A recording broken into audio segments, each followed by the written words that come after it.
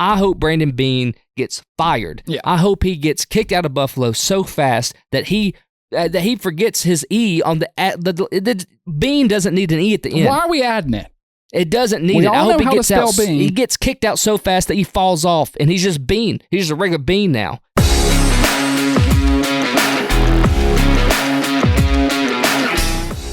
What's up, everyone? Welcome to Sports Bluff. I am Tristan Bunn, alongside my friend, my confidant, my fellow football fool, Ryan Lambert, ready to break down the NFL draft. Me and you have so much to talk to. First off, before we jump into it, overall impressions on the draft. Man, it's late. I feel like it gets later and later every year.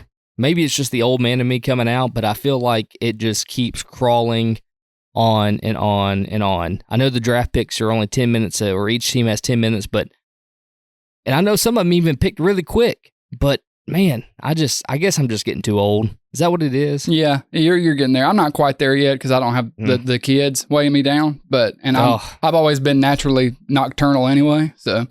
Yeah, a little behind the scenes, you and I are both the same age. However, I feel like I'm about 12 years older than you just in physicality because I have two boys that wear me down each and every day. Right. We're both like sets of tires that were bought at the same time. The difference is I was put on a luxury vehicle that doesn't get taken out much, and you were put on the family car.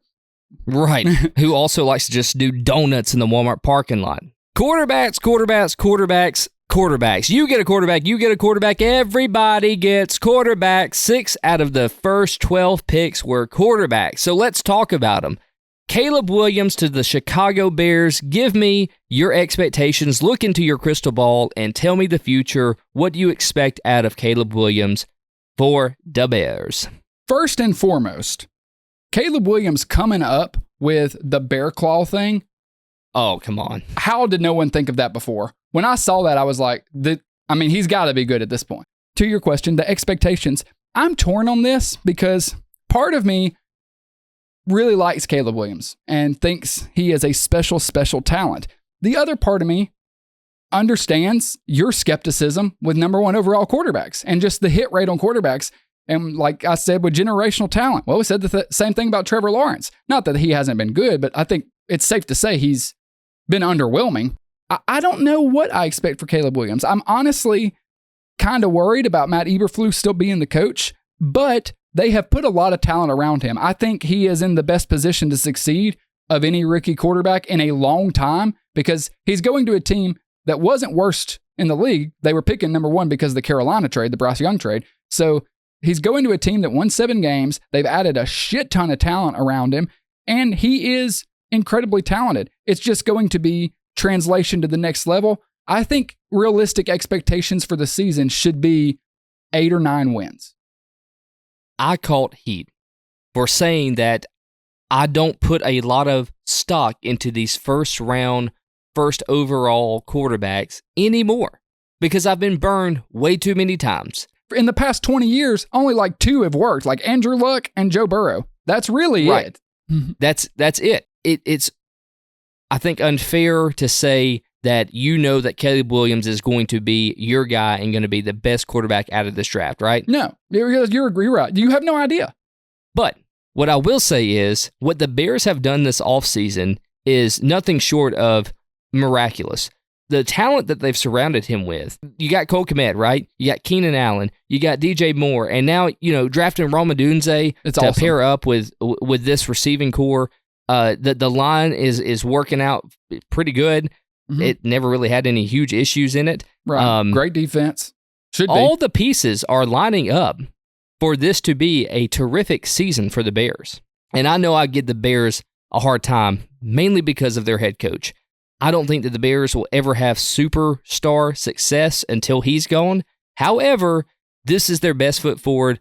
I'm happy for where Caleb Williams landed. We knew he was going there. I will say, I think that's one point that a lot of people are overlooking that I think might be just something to watch. I know they got better at the end of last year, and I know the defense started looking better. Like, if you go back and watch the end of their last 4 or 5 games, they did look better. The defense did look good. So, maybe Eberflus has it. I think it's weird to decide to start a new regime, basically. Ryan Poles, he didn't draft Justin Fields. He said, I'm going to draft my quarterback. I'm going to start fresh and keep the head coach. I thought if you were going to draft Caleb Williams, you should start fresh with the offensive head coach. You know that's my opinion. I just think that's the one thing a lot of people are overlooking, the fact that they said, we are going fresh with quarterback, but we're keeping the old coach. Most teams never do that. They usually start fresh with both. So it's going to be interesting to see how that plays out. Jayden Daniels has been drafted to the Washington Commanders. Yes, sir. We kind of knew that was coming too, right? These first three quarterbacks, we kind of knew where they would probably land. What's your expectations? I know Jayden Daniels kind of has a weird ceiling and floor, so I don't. There's been some mixed reviews on him, but look, LSU's got to be happy to pump out the type of talent they have in the last couple of years in these drafts. Right. If only they, had a defense, LSU would be really good. But this is an NFL show. We're just going to stick to that. Sorry. Thought this was my other show. I thought it was the one I did with Brian. My bad. Okay, so everyone in the NFL loved Jayden Daniels. Like a lot of scouts, some scouts had him number 1 over Caleb Williams. A lot of people loved him, thought he was the bona fide number 2. I am not a scout, if you haven't noticed. I am not a genius when it comes to football. I've been watching it my whole life, but mostly I just have gut intuition. We are fans. Like the whole point of Sports Bluff, that's why it's called Sports Bluff. We are bluffing our way through the season. We're having honest conversations that you and your friends would at the water cooler at work, if they even still have those. I don't like Jayden Daniels. I love him in college. I don't think he's going to work in the NFL. I think so. You don't think the translation from college to NFL is going to take place for Jayden Daniels? How everybody thinks it may. Correct, and I'll tell you why. Two reasons really for me. One, stature. He's really small, and he took a ton of hits in college. Could he learn to not do that? Yes, but we've seen quarterbacks that do that coming into the league and get hurt, a la Robert Griffin III. You know what I mean? We've seen quarterbacks that take all these vicious hits in college, come to the league, take it, and not adjust, and then get hurt or not turn out good. I think he's small, so I'm worried about that. The other thing I'm worried about is, as good as he was at LSU, I didn't feel like he was throwing over the middle into tight windows a lot. I thought it was a lot of screens, go balls, stuff on the outside. Not that he didn't have his slants and crossing routes, but because he had Malik Neighbors, because he had Brian Thomas Jr., I didn't see a lot of tight window, middle of the field throws. And to me, that's where you make your living in the NFL. That's one of the reasons I really liked J.J. McCarthy. He was making, 4-yard over the middle, put it right here throws at Michigan. Maybe it wasn't spectacular, but that's the stuff that has to succeed in the NFL. Yeah. Look at Patrick Mahomes this past season. I mean, he had some of the lowest yards per attempt in the league, but he was just taking what the defense gave him. I am concerned about that with Jayden Daniels. I hope I'm wrong, but just being honest with the audience, when I went and watched film on all these quarterbacks, and I literally watched every throw that Jayden Daniels made at LSU, I don't think he's going to translate into a great NFL quarterback. Could he be solid? Sure. I just don't think he's going to be great. I think it's going to be a tough season. I think 6 wins would be a good season for them. I would say average arm talent and not super accurate with the ball. Like that's the thing. When you're surrounded by that type of talent at receiver at LSU and you're playing, college teams, it's kind of hard to compare and see what your max potential is. I hope it translates to the NFL, but at the same time, I'm with you. I just don't see it happening, and I hope that I am wrong, because I never want to wish any bad juju on any quarterback or anything. I think his accuracy was really good, particularly on deep balls. It's just the middle of the field stuff that I question, and it's one of those things, you've heard this a lot. Did he not do it because he can't, or because they didn't ask him to? It could very well be because LSU... And this is a good point. I've seen people make this point. It's like LSU was killing people over the top and on the outside. Why are they going to go to the middle when no one can stop them? That's a great point. So maybe it's just they didn't ask him to do it. But I worry that he won't be able to do that at the next level. I hope he can, because he's such a crazy athlete and he seems like a really good dude. So I hope he succeeds. And by the way, I would love to see the Commanders or Washington good again. Like, I really would like to see that. I like Dan Quinn. I'm rooting for him, but he was a quarterback I was way lower on than everybody else. So we will see what happens there. Well, Tristan, Wolf and Mayo have performed the anti-Bill Belichick draft, and they actually drafted offense, starting off with none other than Josh Allen's son, Drake Maye. What do you think the expectations are for him at the Patriots? Unfortunately, the talent around him isn't too hot, but I'm telling you what, Drake Maye, I really like this guy. The more and more film I watch on him leading up to this draft, I really like the guy, man. He's one of those he plays a lot like Josh Allen. I think he has that body, that big body mentality where, he's just got that country strong stuff to him, I think the comparisons to Josh Allen are a little much because obviously Josh Allen's one of the best athletes we've ever seen in our lives. He's got, in my opinion, Josh Allen has the biggest arm in the league. I mean, he's got the biggest arm maybe I've ever seen. So I don't think Drake Maye has that arm. I liked Drake Maye a lot more than most of the NFL seemed to. It seemed like he was sliding in a lot of the NFL's eyes. When you watched him, he made some throws and some plays that made you say, holy crap, like, wow. And then he would make plays that made you pull your hair out and say, what the hell are you doing? So he was very inconsistent. I've seen a lot of like quarterback gurus and genuine scouts talk about how messy his footwork is. He is the definition of a prospect. You know what I mean? Like, you have to develop him. He's not going to come into the league and set it on fire. You have to develop him. I don't think he needs to start right away. I think ideally the Patriots would let him sit for a season, especially considering they have no talent. So no way Drake Maye sits the whole season. No, I'm going to go ahead and tell you. Oh, I agree with you. It's not going to happen. It's not going to happen. You draft him number 3 overall. Week 6. Yeah, I think he's in. I agree with you. I agree 100%. But I think he should. Ultimately, I don't think the Patriots experiment's going to work. I think going to Gerard Mayo was a mistake, not because he is a good or bad coach. We'll find out. I just think they're trying to move on from Belichick, but stay in the Belichick lane. It's weird. I expect the Patriots to be awful. Their roster's awful. And if Drake Maye gets thrown to the Wolves, like you said, by week 6, I almost think he's going to crash and burn. I hope I'm wrong because I do like him more than most people, but I see this going poorly, in my opinion. Michigan quarterback J.J. McCarthy is on his way to replace Kirk Cousins at Minnesota after they traded up with the New York Jets. I need to know. I have to know. Is this a good move by the Vikings, and what sets the tone for the rest of the season having J.J. McCarthy, having that type of talent there? Where do you see him going for the rest of the season? I love J.J. McCarthy. I loved him a lot more than most people because I heard scouts talking and I went and did what they said to do. They said, go and watch the cut-ups of all his 3rd and 7 or longer plays. I did better than that. I went and watched every single play he made this past season, but then I went and specifically watched all his 3rd down plays. I told you in an earlier episode we did, I could count on one hand the amount of times I thought J.J. McCarthy made a wrong decision in college. I thought he made the right decision 99% of the time. No, he's not going to wow you. He's never going to be Patrick Mahomes. But I think with Kevin O'Connell, look at what he got out of Kirk Cousins. I think J.J. McCarthy could definitely be better than Kirk Cousins. I think if he would have gone to New England or even like Washington, he would have crashed and burned. I think he would have been done. We would have never heard about him. But going to Minnesota, I think I'm going to go out on a limb, not say I think he can. I think he's going to be successful. I know we didn't talk about Penix in this list here because we spent a segment talking about Penix ad nauseum, but honestly, the pick from Atlanta, I think really helped Minnesota get to this position without having to give up a whole lot of extra picks to get J.J. McCarthy, right? So I think this kind of lessened the value of that 10th pick with Penix being gone. So I think Minnesota can thank the Falcons here. And that's actually an interesting point. Yeah, because you said in the opening they went up more than they did. They only moved up 1. They were picking 11, but the Jets, I think the Jets were basically just trying to get something out of them. And fair, if you like your guy, go get him.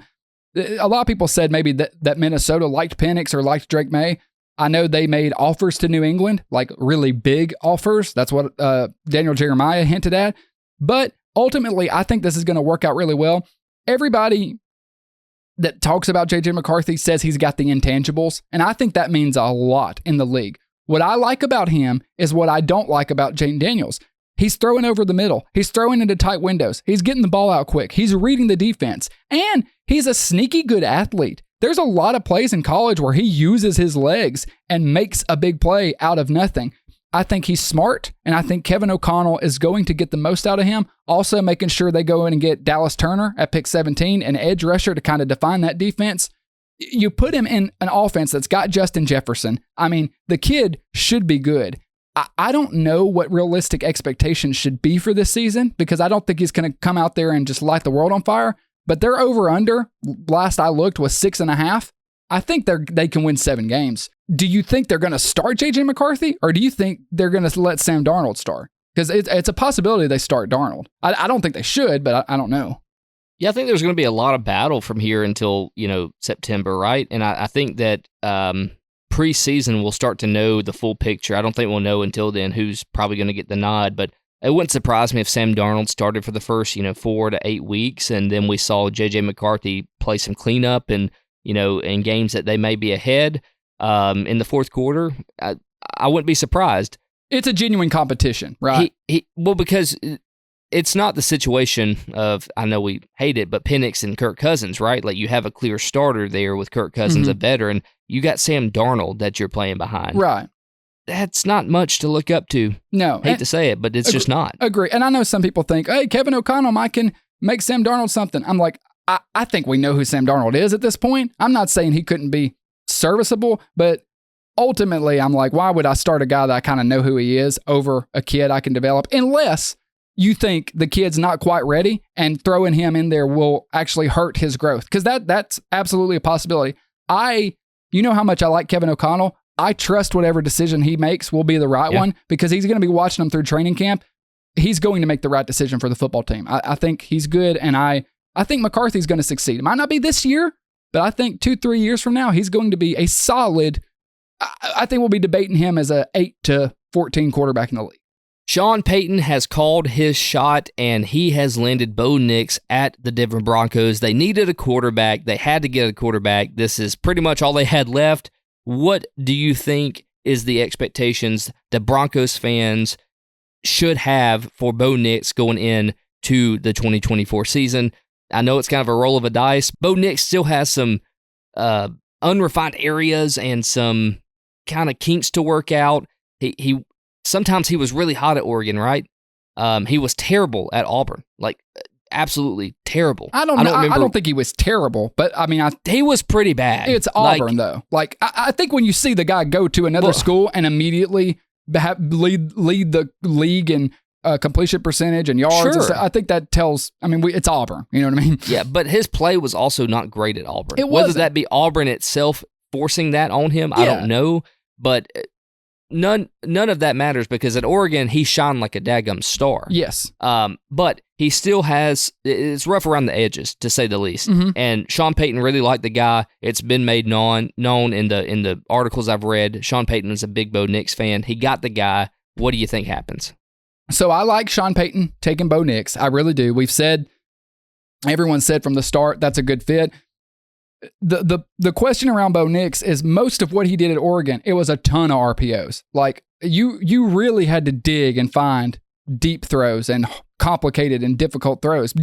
Not because he couldn't or wouldn't. That's just the offense they ran. They ran quick outs, RPOs, stuff like that. What I didn't love from Bo Nix in college, I'm not saying this means everything, is the 2 games they played against Washington. They lost both of them, and particularly in that second one, he made a couple mistakes. He threw a pick or 2, definitely one. Mistakes that he didn't make earlier in the year, and he got a little frazzled. I don't think Bo Nix is going to be a great quarterback in the league. I think best case scenario, he ends up being a guy around like 13th. Like, if we were ranking quarterbacks, I think he ends up being like 13 to 15. And that, to me, that would be an absolute success. But here's the thing. We know that Sean Payton was incredibly successful with Drew Brees, okay? And he got the most out of Drew Brees. We know that he gets the most out of quarterbacks. But we don't know that he can draft quarterbacks, because he's got a bad track record on drafting quarterbacks, the few that he's done. So I think the jury's still out. Some people were, obviously jury's still out, they haven't played a game, but some people were down on them taking him at 12. I'm not. Like me and you've talked about this a ton. If there's a quarterback you believe in, if he ends up being good, no one's going to talk about where you drafted him, right?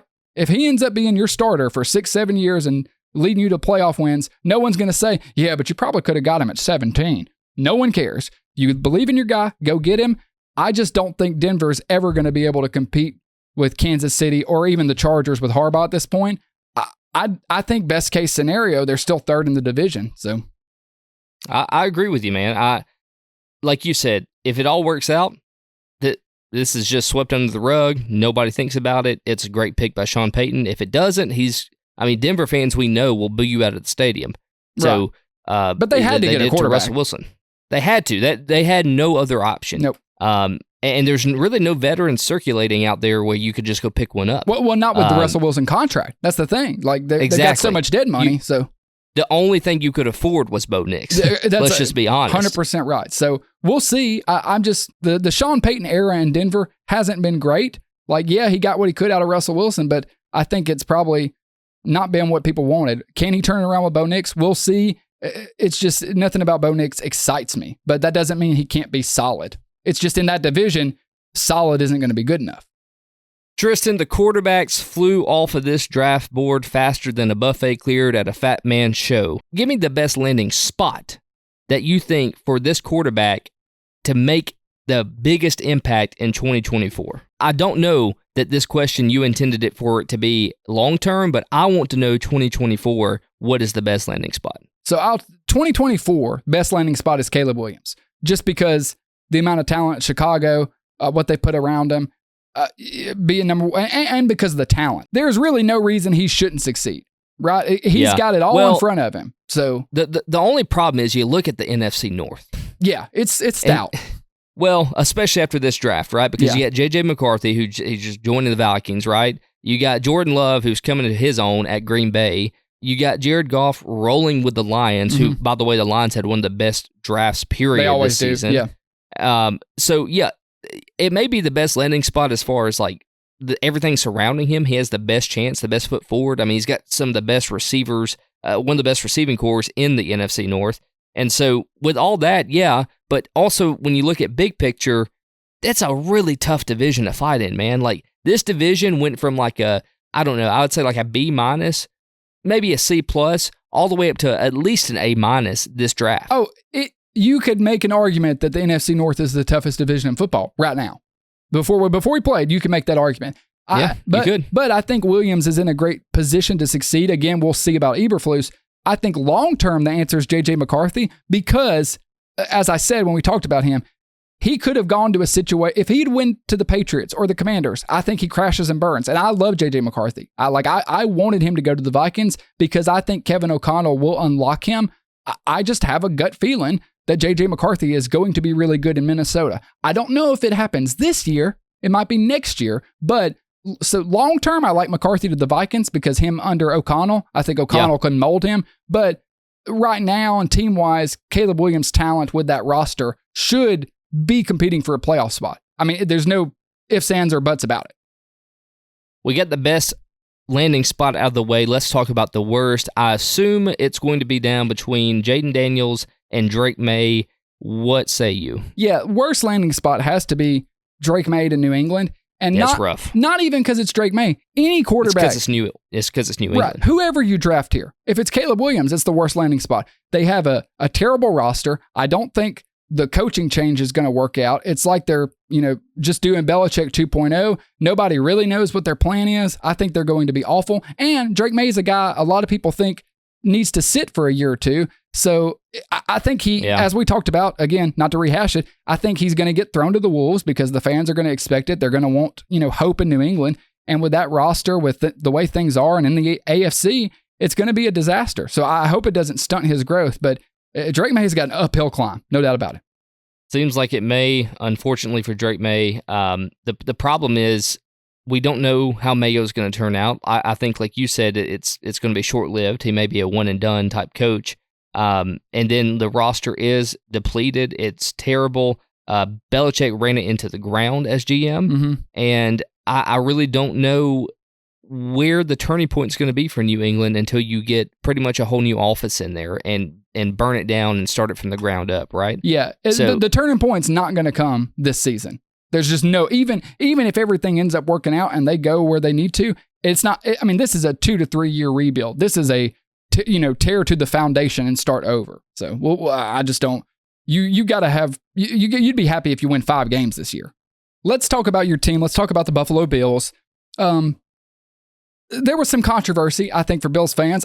I can only imagine how it felt, regardless of how things end up working out, waiting all night. And then you trade back and you're like, okay, we're going to be the last pick in the draft, whatever. I'm okay. What did I trade? And then trading out in the first round being like, I didn't get a pick tonight. Cool. Part of the draft, part of the fun is taking one in the first round. Regardless, how do you feel about them trading with the Chiefs? Because I know a lot of people are saying you absolutely don't do it. You hang up the phone. I don't think it's as crazy as everybody says. I get it. What's your opinion as a Buffalo fan? No, it is crazy because I'd like to flash you back to 2017 when we did the same thing and Patrick Mahomes went to the Chiefs. It's happened before. Our biggest nemesis in the entire NFL is Kansas City. The one team you can't get over. We just shook hands with our enemy. Like, I do not understand it. I mean, I can't really talk more without getting into the pick conversation. Okay, well, so before you get there, I'll say I understand it if you believe all of the guys that are going to go before you make your pick are not guys you want. Like maybe they say, yeah, we don't care about Worthy. The argument, though, is, but you're letting Worthy go to the Chiefs where Andy Reid's going to unlock him. So most people just have the principle, you shouldn't trade with the team that is the one, like, you can't get over. Your biggest rival, like, in the league. Again, I kind of thought that's how you felt. When I saw the Buffalo traded to pick to Kansas City, I did, just being honest, I laughed because I thought the same thing. I thought about 2017.